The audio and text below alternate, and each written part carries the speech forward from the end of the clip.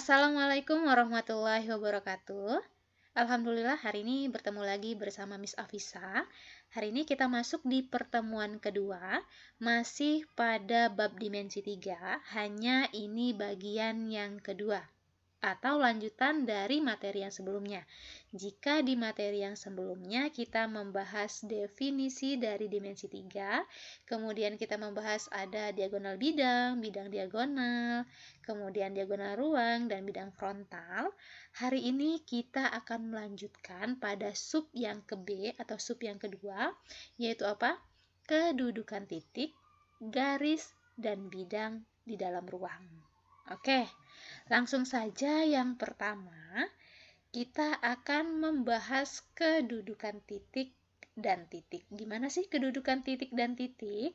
Nah, untuk kedudukan titik dan titik ini dibagi menjadi dua bagian. Yang pertama, dilihat ya, ada titik yang berhimpit dengan titik. Jadi ketika ada titik, kemudian berhimpit dengan titik, berarti titiknya jadi satu. Misalkan ada titik A dan titik B, dia berhimpit atau dia menyatu. Jadi dia terlihat ada satu titik, tapi sebenarnya dia merupakan gabungan dari dua titik, yaitu titik A dan titik B, di mana dua titik ini berhimpit sehingga terlihat menjadi satu titik. Gitu ya. Kemudian yang selanjutnya ada titik yang tidak berhimpit dengan titik. Jadi titiknya terpisah, atau dengan kata lain titiknya ini menyebar. Gitu. Ini ketika ada dua titik ya, ada titik A dan titik B gitu. Ketika dia ada titik yang lebih dari dua, maka dia menyebar, tidak berhimpit gitu ya. Kemudian yang selanjutnya ada kedudukan titik dan garis. Tadi titik dengan titik. Sekarang gimana sih kalau ada kedudukan antara titik dan garis? Yang pertama, ini ada dua bagian juga. Ada titik yang terletak pada garis. Titik yang terletak pada garis berarti titik tersebut merupakan bagian dari garis. Seperti ini ya, kurang lebih ada garis G gitu ya. Kemudian ada titik, sebuah titik yang merupakan bagian dari garis G, yaitu titik A. Nah, gambarnya kurang lebih seperti ini. Kemudian yang kedua, ada titik yang terletak di luar garis.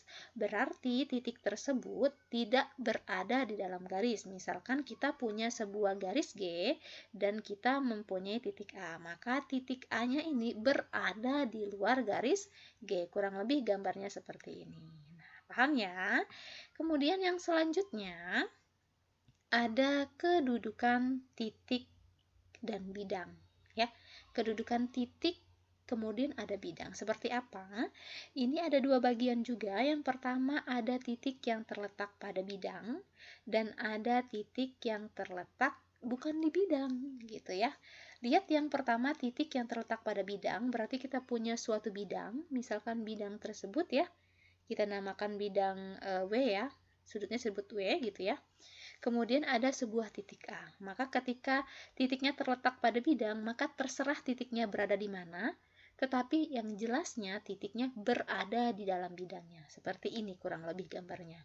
Kemudian ketika titiknya tidak berada di dalam bidang, maka kurang lebih gambarnya seperti ini. Kita punya sebuah bidang ya. Bidangnya seperti ini, kemudian titiknya berada di luar bidang. Nah, titik A-nya di sini. Nah, kurang lebih gambarnya di sini. Nah, itu untuk kedudukan titik dan bidang. Sekarang gimana kalau kedudukan garis dan garis? Nah, untuk kedudukan titik, garis dan garis ini ada 4 bagian ya. Kita lihat bagian yang pertama. Apa bagian yang pertama? Ketika ada garis ya, yang berhimpit dengan garis. Nah, kita punya dua garis ya. Di sini kita punya garis H, kemudian kita punya garis G. Ketika garis tersebut berhimpit, maka akan terlihat seperti satu garis. Namun sebenarnya itu merupakan gabungan dari dua garis ya. Kemudian ada garis yang sejajar dengan garis. Lihat sejajar ya, paham kan sejajar gimana? Nah, kita punya garis G, ini garis G, kemudian kita punya garis H, ketika sejajar maka terlihat seperti gambar ini. Nah, ini yang disebut garis sejajar dengan garis. Nah, sekarang gimana kalau garis yang berpotongan dengan garis? Kita lihat ketika dia berpotongan, tentunya berpotongan itu akan menimbulkan perpotongan di suatu titik. Jadi ada titik potongnya. Ketika ada dua garis, ada garis G dan garis H, ketika dia berpotongan, maka akan ada sebuah titik potong. Nah, titik potongnya itu kita sebut sebagai titik A. Nah, gambarnya kurang lebih yang disebut perpotongan antara dua garis itu seperti ini. Nah, seperti itu. Sekarang garis bersilangan dengan garis. Nah, gimana sih garis yang bersilangan dengan garis? Lihatin garisnya ya, ada di dalam suatu bidang, di mana bidang tersebut tidak memotong. Tetapi di dalam bidang tersebut, ketika kita dilihat dari depan atau dilihat dari belakang, dia akan membentuk seperti garis yang saling bersilangan.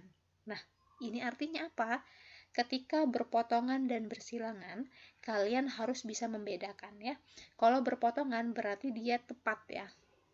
Garis itu bersentuhan, menyinggung, kemudian persinggungan itu mengakibatkan sebuah perpotongan. Nah, perpotongannya itu akan berada pada suatu titik yang disebut titik A. Titiknya basing, di sini Miss sebut sebagai titik A.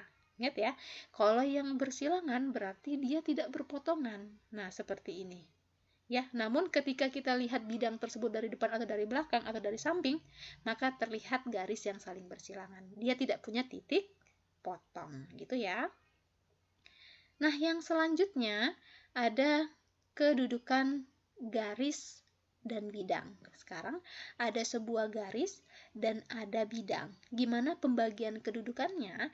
Di sini dibagi menjadi 3 bagian. Yang pertama, ada garis yang terletak pada bidang. Tentunya ketika garis terletak pada bidang, maka garis tersebut terletak di dalam bidang, seperti ini.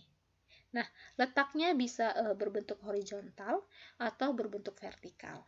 Yang terpenting ketika garis terletak pada bidang, maka garis tersebut ada di dalam sebuah bidang, gitu ya. Kemudian garis sejajar dengan bidang. Nah, kalau garis sejajar dengan bidang, kita paham ya, sejajar itu yang seperti apa. Nah, seperti ini. Nah, ketika ada sebuah bidang, ya, kemudian ada sebuah garis, maka dia akan membentuk sebuah penampakan yang memperlihatkan bahwa bidang dan garis itu sejajar ya. Lihat garis ini, garis dalam bidang ini dan garis H terlihat bahwa dia saling sejajar. Kemudian yang terakhir garis menembus bidang. Nah, menembus ini lihat. Menembus nih. Jadi ada suatu garis H dan sebuah bidang ketika menembus. Nah, gambarnya kurang lebih seperti ini. Ya. Kemudian yang keenam, ada kedudukan bidang dengan bidang. Nah, ini ada 3 kondisi. Yang pertama, ketika bidang berhimpit dengan bidang. Maka ketika bidang berhimpit dengan bidang akan terlihat seperti adanya satu bidang. Sebenarnya bidang ini merupakan bidang atau gabungan dari bidang, misalnya yang pertama kita sebut sebagai bidang P, yang kedua bidang W. Nah, karena berhimpit, maka dia berbentuk seperti ini. Sebenarnya ini merupakan gabungan dari dua bidang, yaitu bidang B, P, dan bidang W. Gitu. Kemudian yang kedua, bidang yang sejajar dengan bidang. Nah, tentu seperti ini ya, sejajar dia. Namun tidak saling bersentuhan atau tidak berpotong. Gitu ya. Nah, kemudian yang ketiga, bidang yang berpotongan dengan bidang. Nah, seperti ini. Ya, paham ya? Ini benar-benar terlihat ya perbedaannya.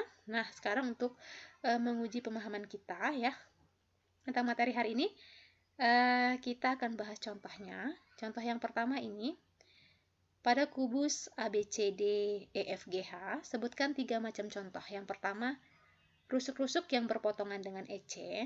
Nah, kita akan menentukan rusuk-rusuk apa saja yang berpotongan dengan EC.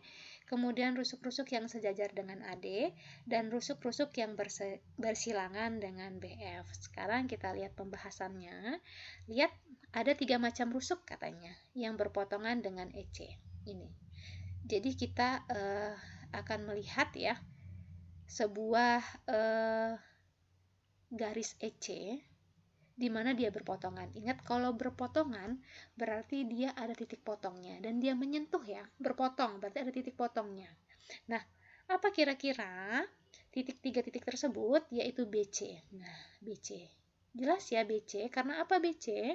Lihat, karena dia memotong ya di sini, di titik C. Kemudian EF, lihat EF nih ya. Kenapa EF?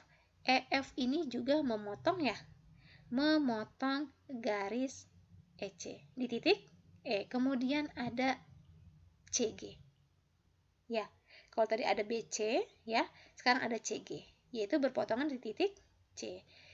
Ada lagi nggak sih, Miss? Sebenarnya ada satu lagi, yaitu EA. Jadi AC ini sebenarnya memotong juga di titik E pada garis EA gitu. Nah, sekarang yang selanjutnya pertanyaannya, rusuk-rusuk yang sejajar dengan AD. Nah, rusuk-rusuk yang sejajar dengan AD. Ini AD ya.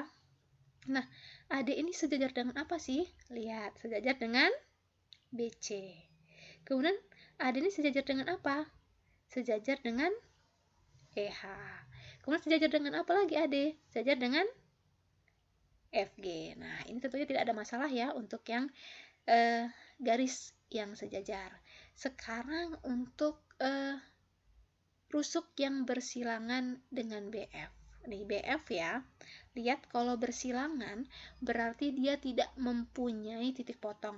Namun dari depan, dari belakang atau dari samping terlihat seperti garis yang bersilangan. Kita lihat apa sih tiga macam rusuk yang bersilangan dengan BF? Kita lihat ada garis DC. Lihat, ternyata rusuk DC ya atau garis DC ini memotong apa? Memotong BF. Selain itu BF memotong apa lagi? Memotong EH. Lihat, dia akan memotong EH. Kalau kita lihat dari samping sini ya, dari samping sini maka dia akan memotong garis atau rusuk EH. Kemudian apa lagi? Ternyata BF ini ya, BF nih, BF ini akan memotong garis apa? Garis HG. Ketika kita melihatnya dari belakang, maka akan terlihat ya, garis HG ini memotong BF atau BF memotong garis HG atau rusuk HG. Nah, seperti itu. Untuk contoh yang pertama. Nah, untuk contoh yang kedua, kita lihat ya. Nih, lihat. Pada kubus ABCDEFGH, tentukan kedudukan garis dari bidang berikut ini. Lihat.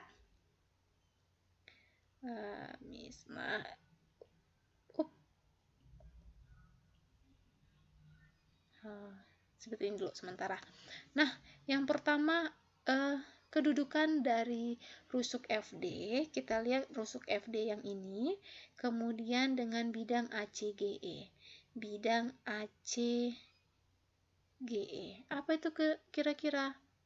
ACGE. Maka hubungannya atau kedudukannya adalah FD menembus bidang ACGE. Kemudian yang ke B, kedudukan antara rusuk EC. EC itu yang mana? Yang ini. Kemudian dengan bidang CDEF. CDEF. Apa? EC terletak pada bidang CDEF gitu. Kemudian letak dari rusuk ED dengan bidang BCGF, dengan bidang B kemudian CGF. Jadi apa jawabannya? ED sejajar dengan garis BCGF. Oke, ini jelas ya. Kemudian EG, garis EG dengan bidang BDHF. Apa itu? Kita lihat garis EG-nya. Ternyata garis EG ini ya menembus bidang BDHF ya. Dia bukan bersilang atau dia bukan berpotongan ya. Kalau HF ya, dia terlihat lebih kepada EG ini menembus bidang BDHF. Oke, sampai di sini materi kita pada hari ini. Ya, semoga materi pada hari ini mudah untuk dipahami. Oke, Miss akhiri. Wassalamualaikum warahmatullahi wabarakatuh. See you.